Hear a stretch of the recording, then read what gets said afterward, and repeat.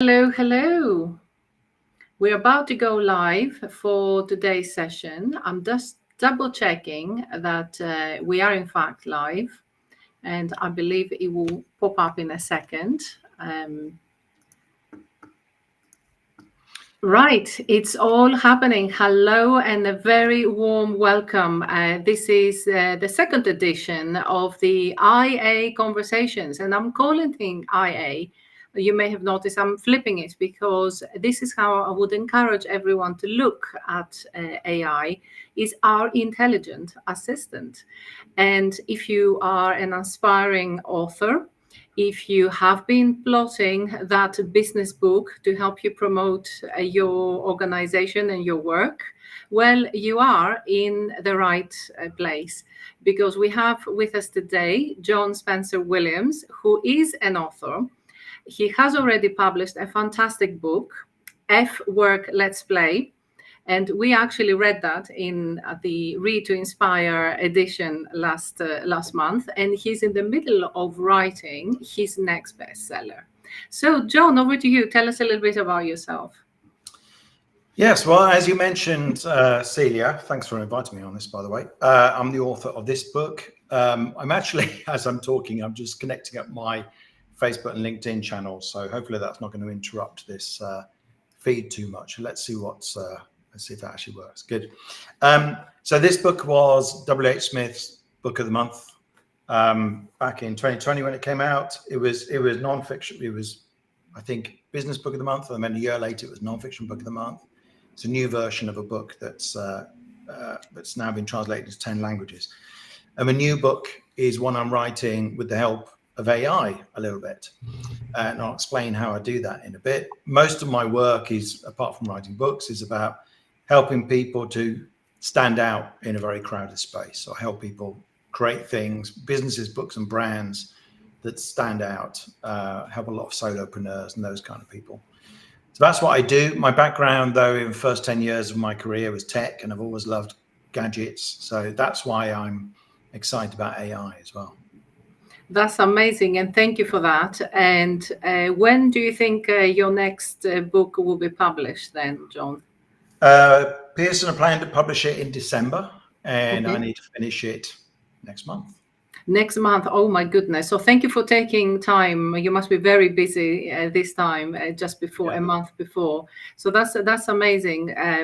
So you are using artificial intelligence to help you with the writing process.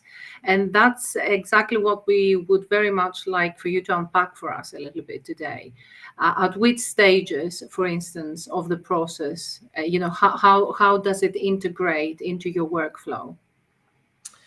Well, I use ChatGPT in particular. That's the one I use at the moment for everything. So it's largely replaced Google for searching for things, and it is very powerful for writing. It's really useful for. I'll show my screen in a bit and show what I actually do, but it comes into a number of different categories. I use it for research. So I'm looking up a lot of psychological research. For this new book is called Crazy Successful. It's how you can lean into the unusual, quirky, even crazy bits of your personality and use the advantages that are hidden in there, and then also manage the disadvantages, because every upside has a downside in our personality. And that's the theme of the book. And I'm using a lot of psychological research, and I'm using ChatGPT to find me those things. Now, I know quite a lot of this stuff because I studied psychotherapy for 5 years as a trainee, and I've had a lifelong passion in psychology and psychotherapy and so on. So I already know a lot of stuff, but I'm looking for references. I'm looking for summaries of things, and I'm using ChatGPT for that. Although having said that, I do double check things, because generative AI like ChatGPT will sometimes hallucinate and give you facts, but it's actually made up. So that's a proviso on that. The second thing I use it for is just brainstorming and saying, I'm a bit stuck on this. What are some ideas for this? Or it's really good if you want to say, like, I want to catchy 3-letter acronym to capture this methodology I'm coming up with, like, you know, how to beat procrastination. It's the FAST method. What does FAST mean? And you can brainstorm with it and go backwards and forwards and come up with a really good, you know, title. Or I actually had it help with the subtitle of my book, which is Defy Conformity, Create the Extraordinary. And I brainstormed like chapter titles and things like that. And what I'm doing when I'm doing that is it's rare that it will come up with something that I cut and paste directly into the book. Mm-hmm. It's more like a sparring partner, and it will come up with maybe 10 ideas, 3 of which I like. And sometimes I'll take one of those and I can actually use it directly. But other times they're all not quite right, but it will trigger another thought in me, go like, oh, this is a good idea. It's like the direction you took me in, I then took it one step further, and now I've got it, which is what it's like if you co-write with somebody. And then thirdly, I experiment with, you know, can you just write a version of this? Here's what I'm trying to say. What I'll sometimes do is feed it some content and say, you know, do it in this style. So I'll feed it another section of the book, and it will give me a first draft. Or I will take what I want to. I will say, like, here's the points I want to make. Just write that out.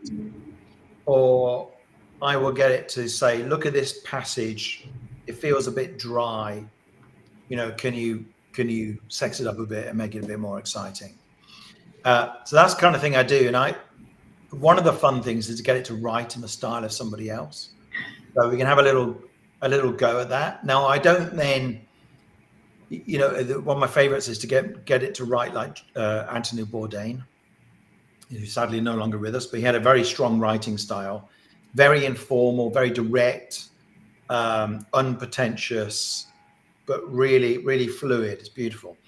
And I will often say, you know, write this in the style of Anthony Bourdain, and it will just kind of loosen those stuck things in your brain where you can't work out what to do. You know it's boring, but you don't know how to fix this passage. And it will write as Anthony Bourdain, and you're like, oh yeah. And it will, if nothing else, it inspires me to be a bit more edgy and direct. I love that. And I love what you said about inspiring partner. Yeah. That's a beautiful phrase. Sparring partner is what I was saying, as in, you know, sparring as in fighting. Right. Okay. I heard something. All right. But it's also inspiring. But it is like a partnership where I will give it something. It will give me something back. It's not a complete answer, but that will make me think another thing. Yes, that's exactly how I find using it. It's to give you that extra bit of inspiration and also to help you develop your thinking further.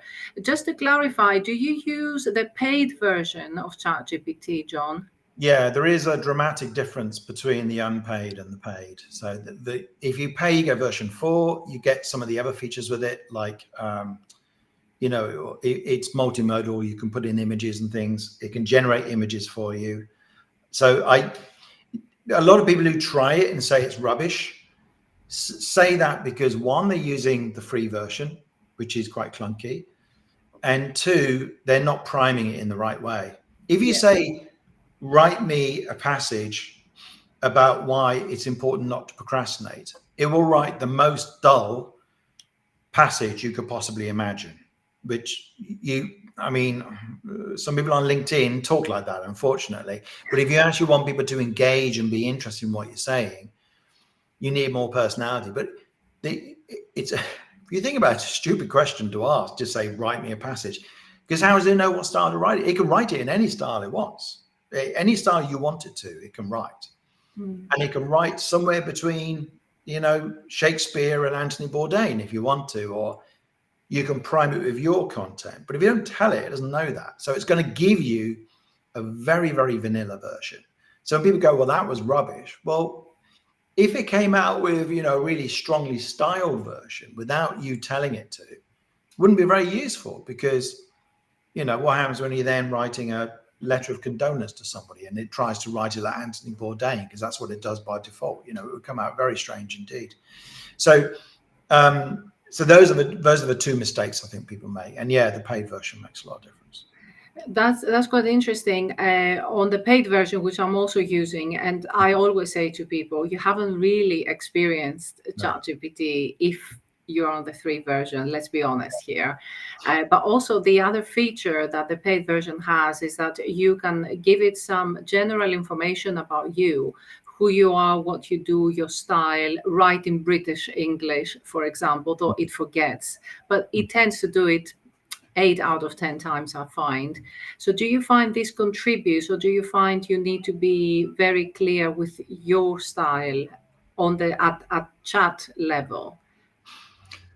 Yeah, I mean, I keep threads going because it will it remembers within threads the content preceding it. Usually it's a little bit unreliable, and it will sometimes just kind of forget what you were talking about, but mostly it remembers, and so everything that's happened in that thread will inform the answer, and that's really useful. And you can actually, there's a bunch of stuff it sends every time you type a prompt. It actually adds on a bunch of other stuff, and normally that's invisible, but you can edit that or add to it in the default prompt.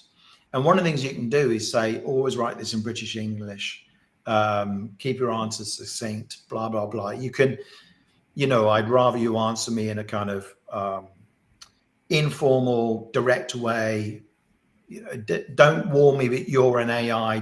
You can tell it to switch off some of the sort of nonsense it comes up with all the time. You can't easily get around its guardrails, its safety rails, but you can stop it saying, like, as an AI, I can't, you know, it often adds provisos to things.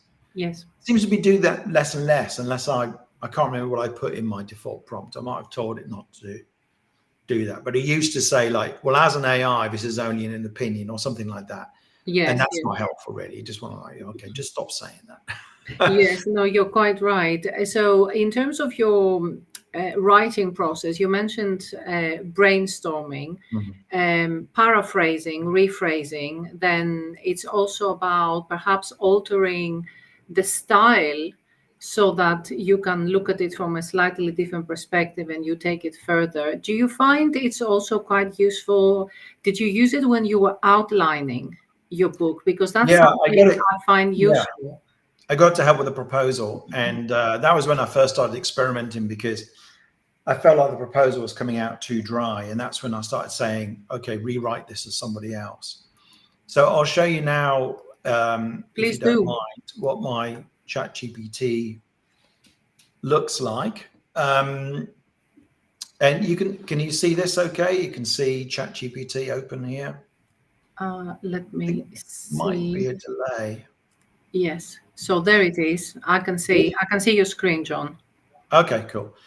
So I've been using it for research. I interviewed a while back somebody called Tristram Stewart, and he wrote, he ran this amazing event where he fed 5,000 people in Trafalgar Square, and from discarded food. It was about food waste. And I'm using it as an example of how you can run an effective not-for-profit project, and some of the lessons that you can learn from Tristram. But in the process, I said things like, these are just general questions. Sometimes I mix in random other things in the same thread. So these are things like, you know, I've forgotten the word for something.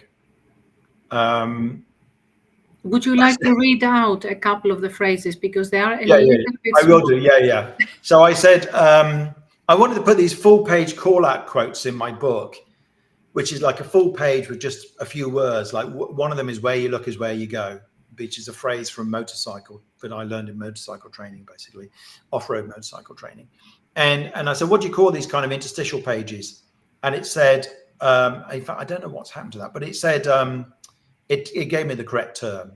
I'm also saying, like, I've forgotten the word for, you know, meaning you're a serious person, you're a formidable person. and eventually came up with gravitas because I just completely forgotten it. So those are just random things I'm asking. And then when I was researching the Feeding the 5,000 event with Tristram, which I'm writing about in the book, he mentions Rosie Boycott. And I thought, I've heard of her. Who is she? And so I just said, who is Rosie Boycott? And they said, oh, she's a journalist, feminist. She founded a Spare Rib magazine, and she's now Baroness. She's in the House of Lords. And then also in the interview, Tristram mentioned Food for All. And I said, what is Food for All? I said, he also mentions just Para, somebody whose name is Para. And it says here, oh, that's Parasurama Das, often somebody called Para. So then so this is just research basically. And this is just much faster than Google, because when you Google something and you go, how many people attended the Trafalgar Square event, you get you get an entire page of adverts, which is really annoying. And then you scroll down and you find some posts, some blog posts and stuff, news articles. You go and read those and you go like, has this got the answer? Where is the answer? I don't know. Whereas ChatGPT basically just tells you. So I wanted to write in the book that, for people who are not in the UK, they might not know much about Trafalgar Square. They might not have heard of it. I said, is it the largest public square? Because then I can say London's largest public space, public square, Trafalgar Square. He went, no, it's not. It's iconic. And I went, brilliant. So I used the word iconic in the book. So I said, in London's iconic Trafalgar Square, so that solves the problem. I'm trying to basically say he ran it in one of the most amazing places you could imagine. And then I was trying to work out I was basically just asking things that he mentioned in this interview. So that's research, right? Yes. I also used it to research the concept of adverse childhood experiences. I did a lot of research on this because I've written a chapter about this. Adverse childhood experiences, I think ACEs, are things that have been found to have a profound effect on our mental and physical health right into adulthood. And I wanted to find out what ACEs are and what people have said about them and what they do to you and how you recover from them. So that was one of the topics. I also was looking for a phrase about bamboo because I got a story about bamboo in there. And it's just, this is research still. So the other thing you could do. Can I quickly ask you something, John? And then we're going to thank you for sharing the screen. I'm going to go off from that. But I on the research part, the other AI that I use is Perplexity. Have you tried that at all, or do you still prefer ChatGPT? Well, I think I hear very good things about Perplexity. And so I think it's got an awful lot of potential. Can I just do one little experiment with ChatGPT? Oh, of course, yes. Sorry. Yes. So I wanted to show the rewriting thing because I think this is really, why am I on 3.5? So I'm going to rewrite this. This is, I've just taken this out of my book. Please rewrite this passage in the style of Anthony Bourdain. So this is about the drama triangle, and it's a passage about the dangers of playing victim. And I say, which do you think is the most powerful position on the drama triangle? You might guess persecutor, but in actual fact, it's victim because they use the power of guilt to manipulate people. It's about playing victim, not being an actual real victim. And this is how Anthony Bourdain would write it. In a dimly lit, smoky room somewhere off the beaten path, where the air is thick with stories of triumph and defeat, let's talk about the art of playing the victim. It's a performance, really, worthy of an award. It's like, gee, this is good. Wow, that is good. Yes, it's impressive. But this is not real, right? As far as I know, Anthony Bourdain has never written about the victim position on the drama triangle, drama triangle. But it's really good. So when I read this, I'm not going to cut and paste this into the book because it wouldn't fit. It would be bizarre. It would be, I don't know, even if I felt it was moral, it just doesn't make sense to me. I have a writing style that I like. but it inspires me. It's like, oh, what can I learn from this? It's like, wow. Yes. I like this phrase worthy of an award.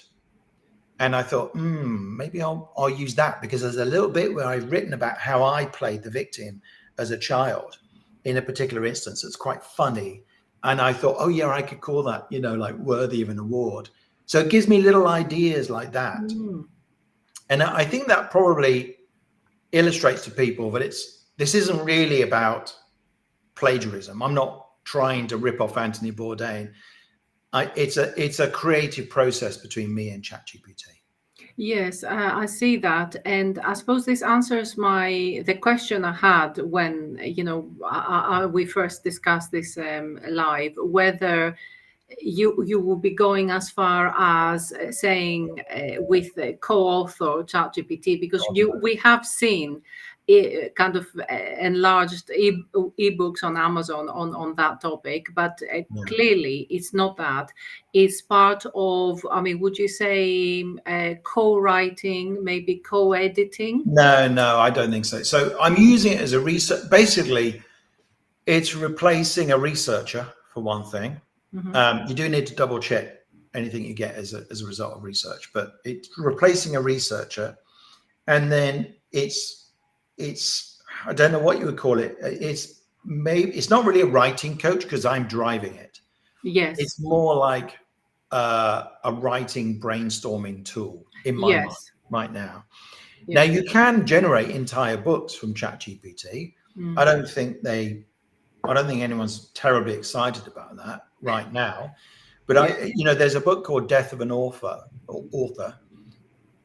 It came out of Malcolm Gladwell's publishing company. And that is and that's 85% written by AI. So somebody produced it using an AI tool designed specifically for writing books, and particularly fiction, and which I forget the name of. And that's, because Malcolm Gladwell's publishing company is behind it, it's got a lot of notoriety, it's got a lot of press around it. I read it. I wasn't terribly excited by it, but I do think that anything we think about AI now is going to be very different in 2 years' time. So I tend towards catastrophic thinking, and I'm excited about what AI will do. I think it'll bring enormous benefits. I think we're not quite prepared for the impact it's going to have.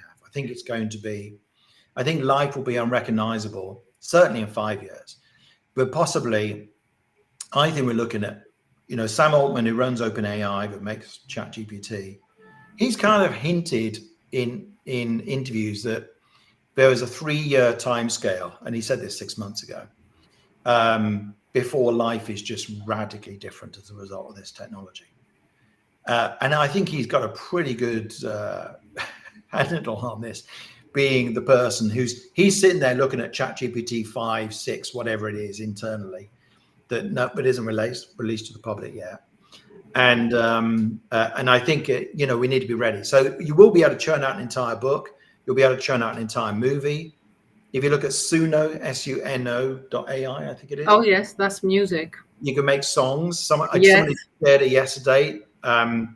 Pretty amazing, actually. You say, write a song in the style of this about this, and it generates it in 5 minutes. So for now, John, when we get your book, when it's released for my Christmas, it will be in good time for my Christmas list for Read to Inspire. Will you have it in the acknowledgements, for example? No, because I also don't acknowledge Scrivener. I'm using Scrivener, which is it's not AI, but it's a tech tool that I'm using to write the book. I consider ChatGPT to be like that.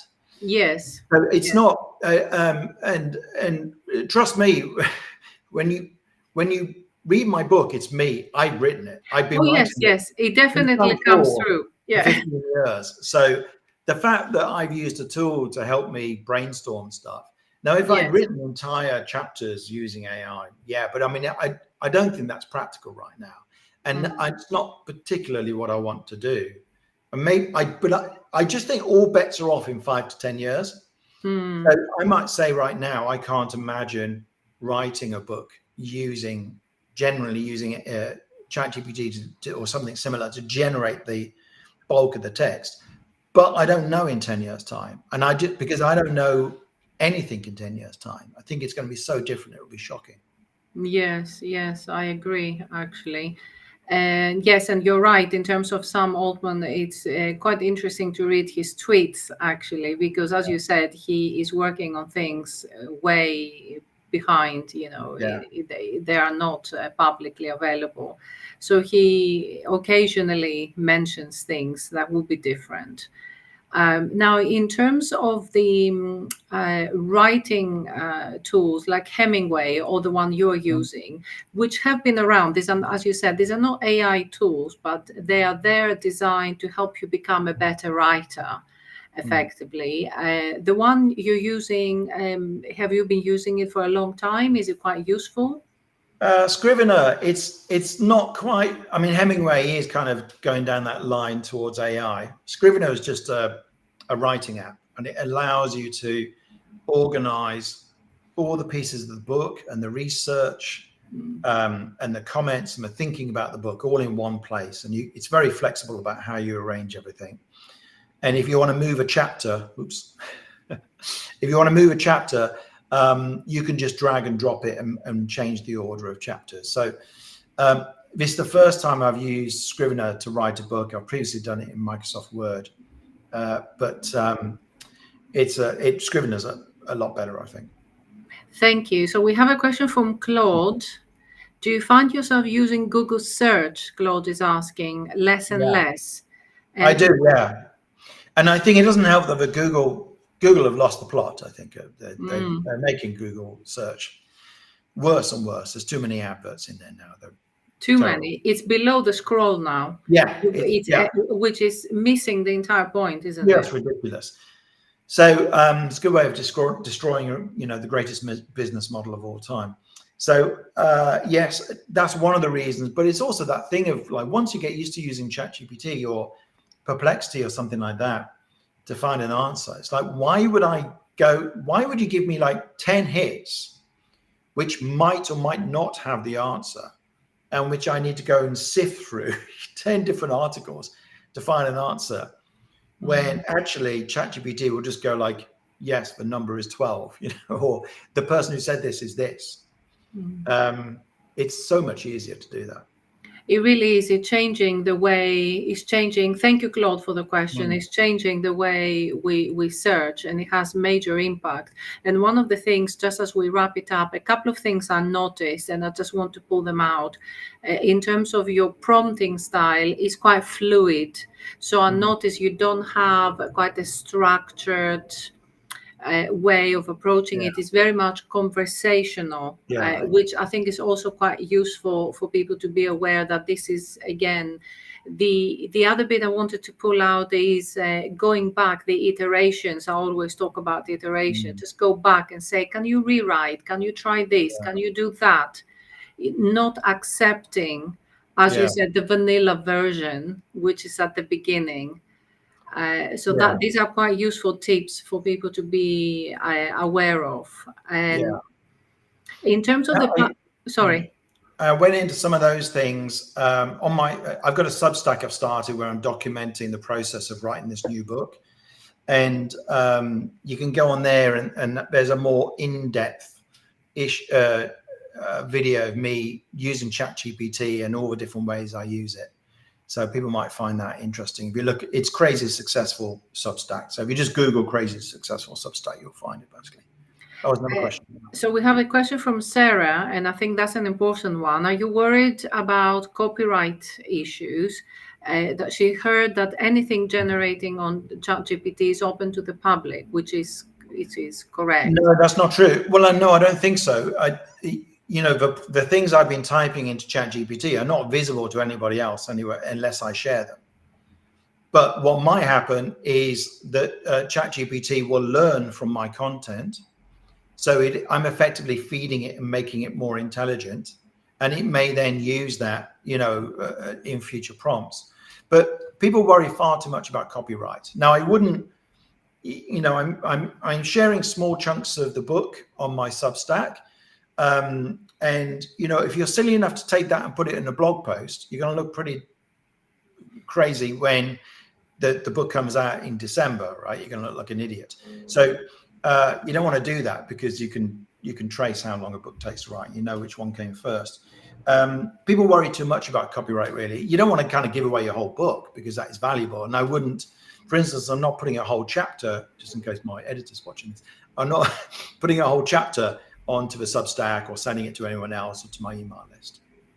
I think that's what Sarah meant in the sense that, yes, the conversations are private, but everything we do helps the large language models become better and eventually becomes part of their learning. So in that respect, and I have heard cases where people have managed to unearth, but it takes a little while for it to come. But I think what you're saying is, don't give everything. Pick up the bit that you particularly want to work on, rather than giving the entire idea of the chapter or putting too much information in there. Well, depends. If you're talking about giving it to ChatGPT, I honestly don't worry about that. I've given it my entire book and said, like, write something in this style. So I don't know. I'm not terribly worried about it learning from my book. I don't want the entire. There are some apps where if you uploaded a PDF and then you expose that as a GPT that other people could use, there were ways that you could then download the PDF. So that's not good. I agree, that's problematic. That's very bad. But I don't think me doing a private prompt here and having a conversation with ChatGPT, even if I give it all my book, is not going to regurgitate the whole book to anybody else, I don't believe. No, I don't think it would do that. So, quick SEO question before we wrap this up. One of the things I've been doing, and obviously it remains to be tested, is that when I work in a very similar way to you when I do my own thinking, I always say, obviously, to use my name, and I remind it within the conversation who I am, what is my area of focus. And I find I'm wondering whether, because I heard this from SEO people, I'm wondering whether this will have an impact in the end, and people will be able to find us within the ChatGPT search. It remains to be seen, John, right? Yeah, we don't know what's going to happen with SEO. I think it's a whole new world, and I think, you know, Google are in trouble, as we've said, and they have every right to be scared. Yes, absolutely. Well, look, we've just gone over the 30 minutes. Thank you very much for today. Really appreciate it. And guys, thank you for your questions and for watching. We'll be with you again in 2 weeks' time. My objective is to have these on Thursdays at 1 p.m. so you can grab lunch and hear conversations about artificial intelligence and marketing. John, thank you very much, and all the best for your book. Keep us updated. Yes, come and say hello on LinkedIn. Anyone's welcome to send me a connection request and DM me and say what you thought. Brilliant. Thank you very much. And Richard and Sarah say thank you. Thank you, Richard. Thanks for some good insights and how you utilize AI. So thank you for that. Really appreciate it. Bye, guys. See you soon. Bye.